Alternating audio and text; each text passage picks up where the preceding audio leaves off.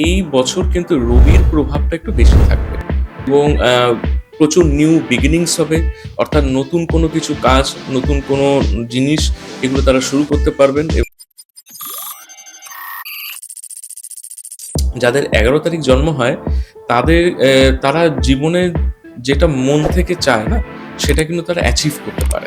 18 তারিখ যাদের জন্ম তাদের হচ্ছে রবি এবং শনি একসঙ্গে আসছে, রবি শনি বীর্য।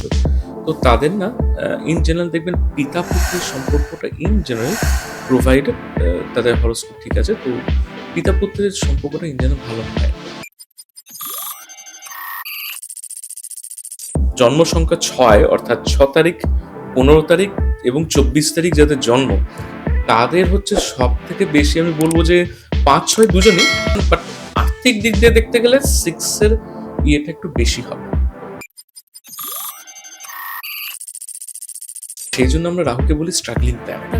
হ্যাঁ, তো যাদের রাহুতে সংখ্যা থাকে, অর্থাৎ 4 সংখ্যা যাদের থাকে, তো সেক্ষেত্রে কিন্তু এই স্ট্রাগলিং ব্যাপারটা কিন্তু চলে আসে।